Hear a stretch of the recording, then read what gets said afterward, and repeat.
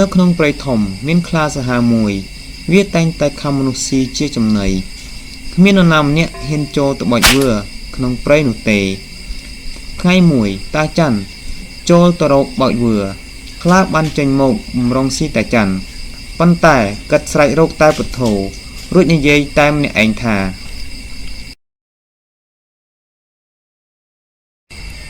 ឆ្នាំខលនេះទឹកធំណាស់កើតមករោគដៅ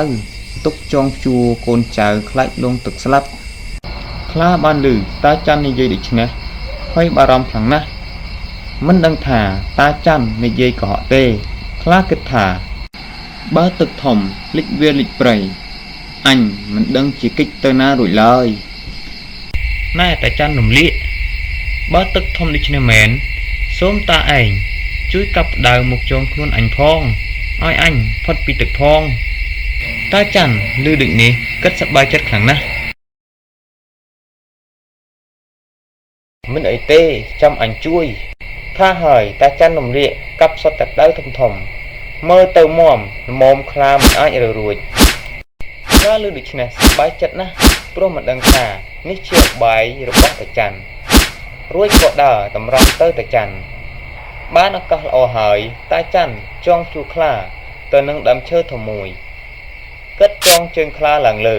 ក្បាលចុះក្រោមរួចតាច័ន្ទកាប់ឈើធ្វើជាដំបងវាយសំពងខ្លាមួយទំហឹងអស់ដៃធ្វើឲ្យខ្លាជាំហើមពេញខ្លួន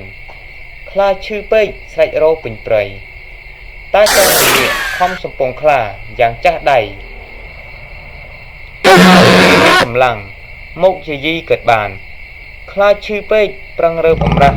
ត្រូវតែសំណងរត់គេចចេញពីទីនោះខ្លារត់ទៅជួបនឹងដំរីឆ្ងល់ណាស់ពេលឃើញខ្លារបួសក៏សាកសួររហេតុ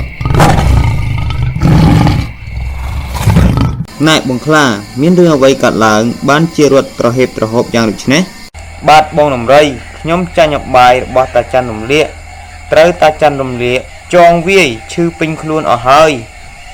ដំរីនិងខ្លាជាមិត្តនឹងគ្នាយូរហើយពេលឮខ្លារៀបរាប់ដូច្នេះក៏កើតចិត្តខឹងនឹងតាច័ន្ទមិនអីទេបងខ្លាចាំអញជួយសងសឹកឲ្យថាហើយដំរីក៏ដើរទៅរកតាច័ន្ទដើម្បីជួយសងសឹកឲ្យខ្លាដំរីបានទៅជួបតាច័ន្ទនៅខ្ទមចាំស្រែតែដំរីមិនស្គាល់តាច័ន្ទទេដំរីក៏សួររកតាច័ន្ទរំលាកណែតាមានដឹងថាតាច័ន្ទរំលាកនៅទីណាទេណែបងដំរីរកតាច័ន្ទមានកាអ្វីដំរីប្រាប់ពីបំណងដែលរកតាច័ន្ទដើម្បីសងសឹកឲ្យខ្លាតាច័ន្ទដឹងអស់សេចក្តីក៏ប្រាប់ទៅដំរីថាអញស្គាល់តាច័ន្ទច្បាស់ណាស់ចាំអញជូនទៅគិតនៅត្រៃម្ខាងចាំអញនាំទៅជួប